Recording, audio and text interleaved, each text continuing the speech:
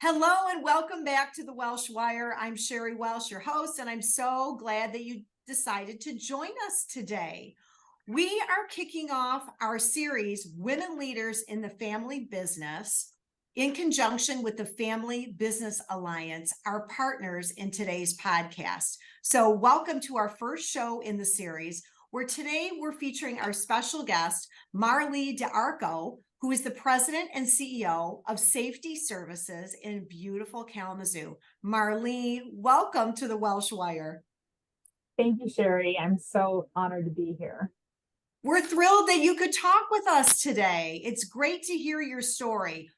Our series of Women Leaders in the Family Business is really special, right? Because generationally, there aren't a lot of family businesses that were started by women, right? Women in the workforce has been kind of a new thing relative to our economy and the business climate.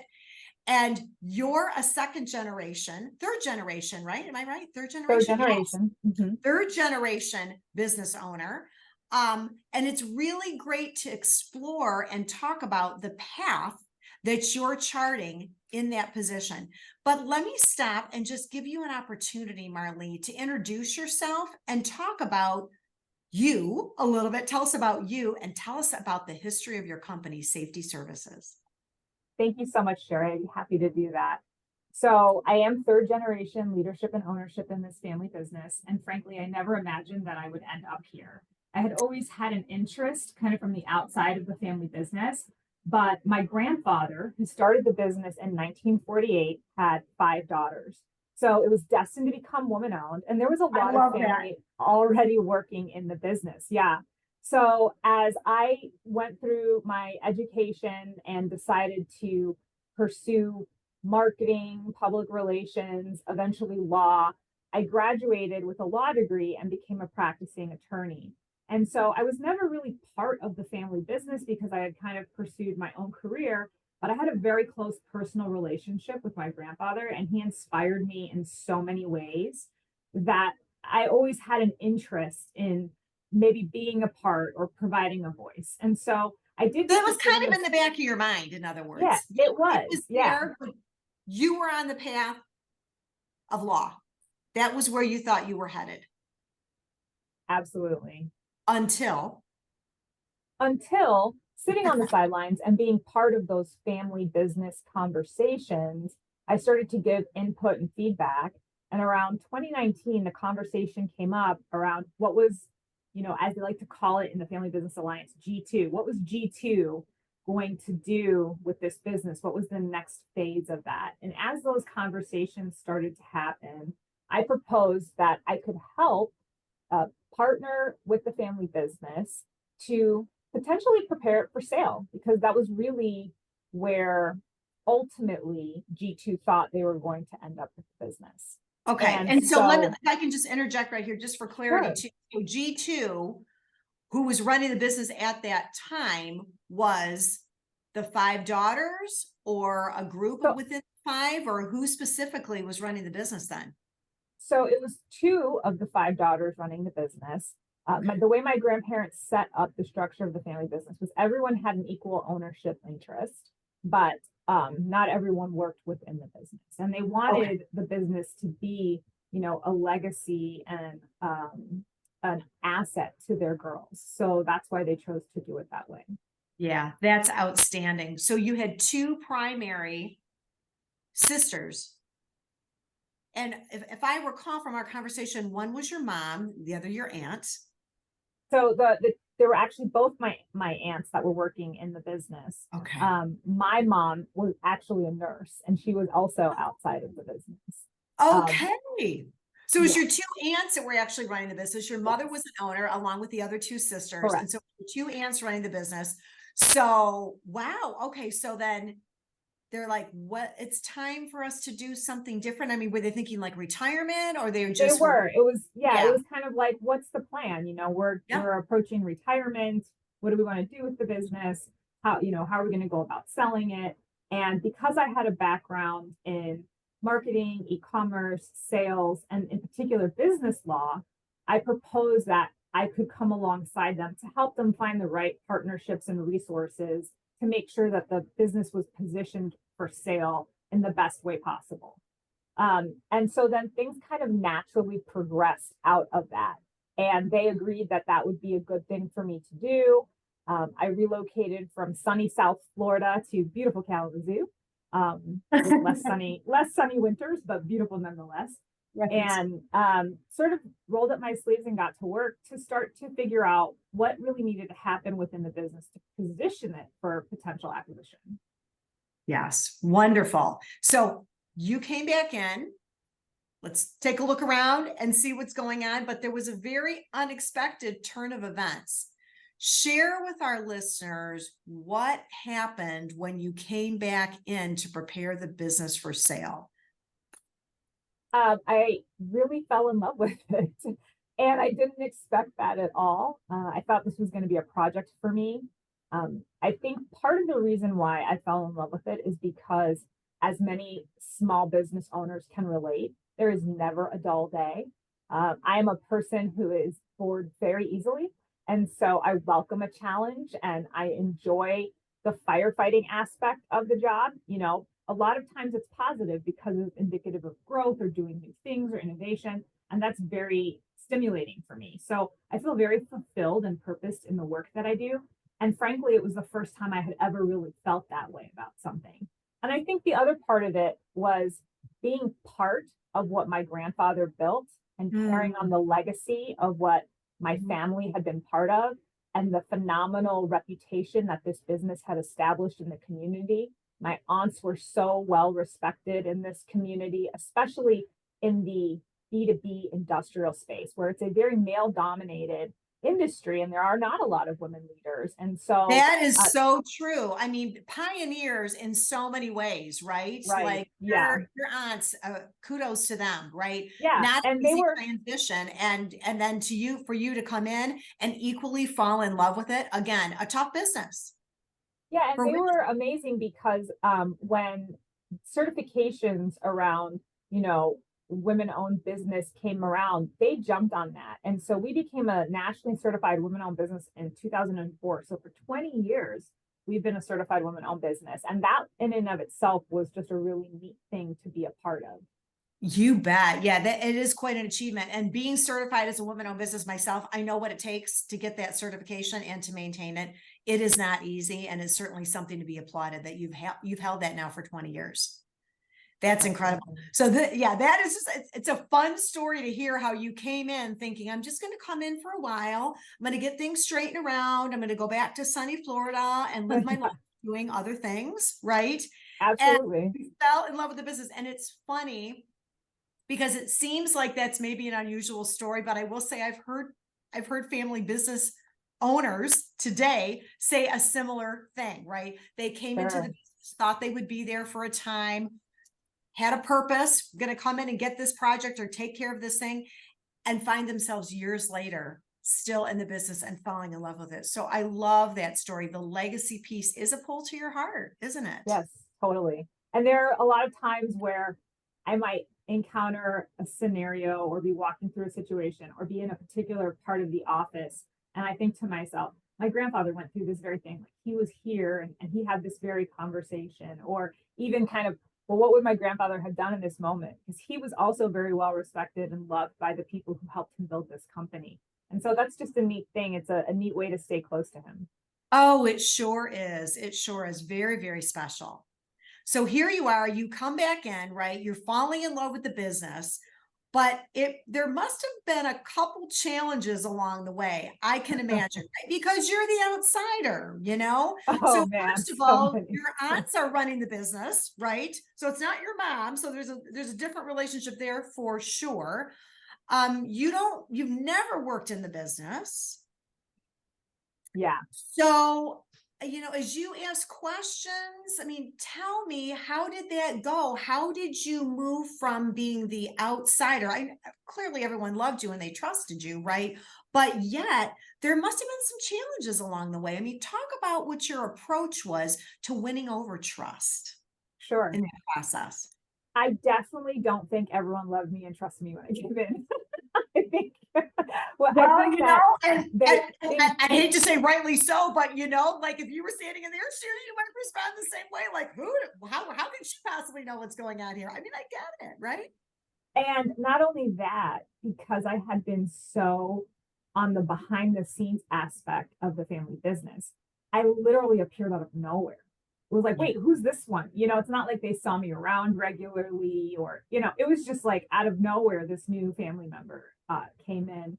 And so I do think that people were naturally maybe suspicious or defensive or cautious because they weren't sure where I was Yeah. coming from.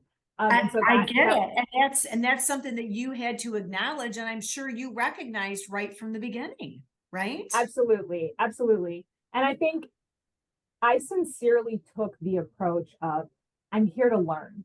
I'm here to learn from you. I'm here to understand how we do things and to see how we can improve things. And so I just rolled up my sleeves and got to work with people. My actual title when I joined the company was executive assistant to the CEO. And that was truly where I spent my time, was in assisting, learning, and helping gather information for the then time leadership to be able to make some of these decisions around how things went. And I think that that was helpful for me, not to come in at a position that was of super high authority or overseeing things from the get-go, but rather I was able to work alongside people across all kinds of departments and really gain a full understanding before I was asking anything of anyone. I think that's an excellent approach. It clearly paid off well for you, but it's a very unassuming title, very non-threatening, as you say, and allowed you to come in like, I'm one of you, right? I'm just here to learn. What a wonderful approach. Some of the questions that you asked, you had shared with me, might have been perceived as a little difficult for people. You asked questions like, what are you contributing? What is your value to the company? And you asked that of everyone in the organization as you work to understand each role, each position, and how it contributed to the success of the organization. But tough questions. Whether you're Absolutely. working on, in the warehouse on the floor, or you're working in the C-suite office, wow, that could be perceived as threatening. But yet it wasn't by your team because of your approach. Can you talk about that a little bit? Sure.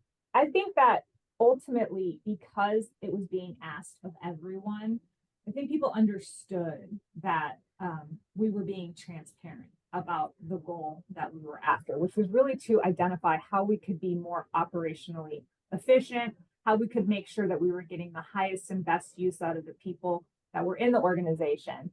And people did feel threatened. And there were a lot of people that were very vocal about being concerned about whether or not they were going to have their job through the end of this process.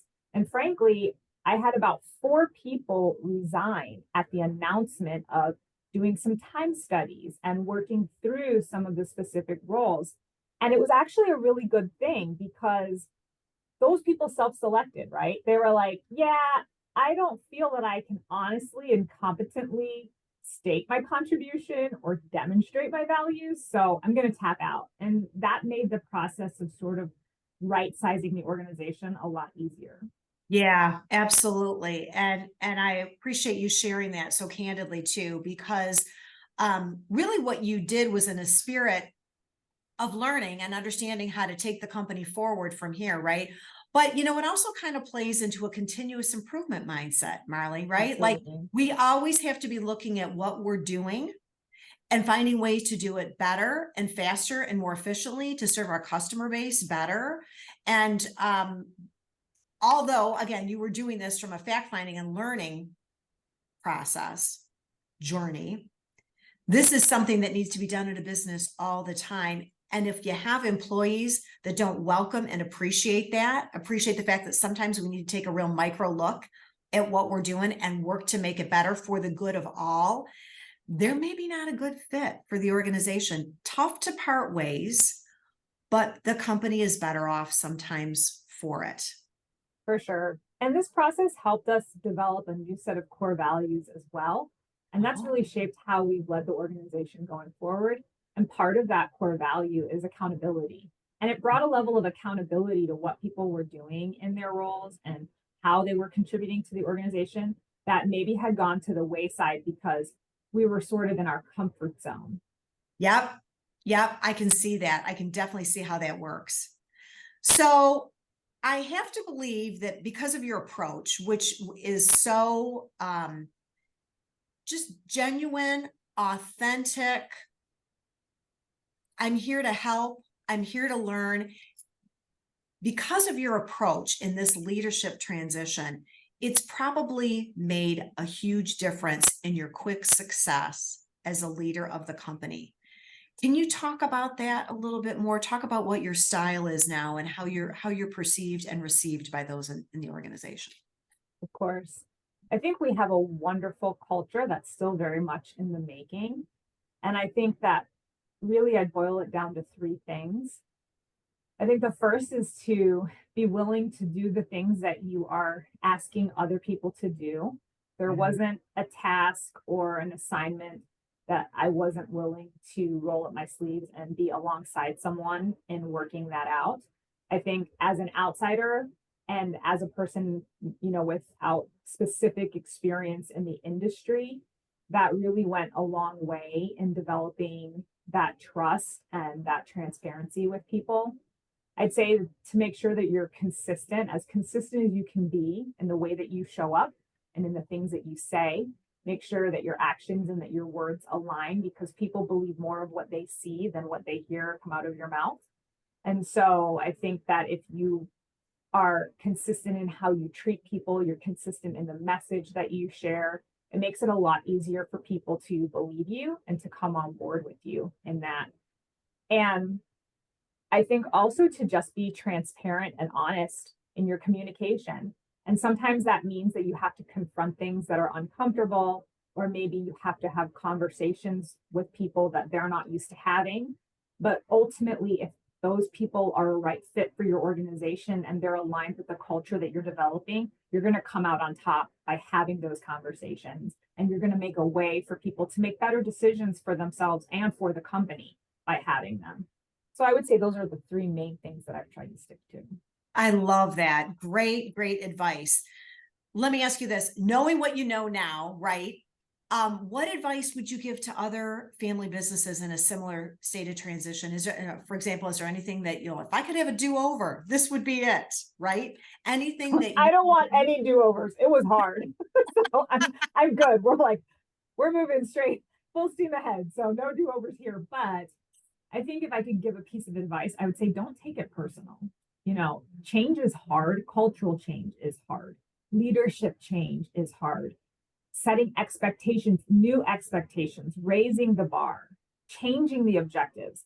These are all things that are very difficult for people to process and grab hold of, particularly if they've been in your organization for a long period of time, particularly if there's a lot of generational variation in your organization, and we have quite a bit of that. And I think that you have to just remove your own personal feelings and ego from the situation and not make it personal at all, make it about the objective and give people the opportunity to come to the table. Some will come more quickly than others and some will walk away, and that's okay, but just don't take it personal. Right. Oh, that is great advice. Excellent advice. Thank you for sharing that. Family business leaders, women leaders in particular, listening to our show today might want to reach out to you, Marlee, and say, I've got a question or a follow-up, or gee, I'd love to meet you for coffee or something. If they would like to get in touch with you, what's the email address that they could reach you at, Marlee? Absolutely. I would love to do that. They can reach me at info@safetyservicesinc.com. That's a general mailbox, and it's monitored, so someone will make sure that that email gets to me. But that's the easiest email to say on on recording and to share. So just Right. info@safetyservicesinc.com. And I So- welcome anyone who desires to connect.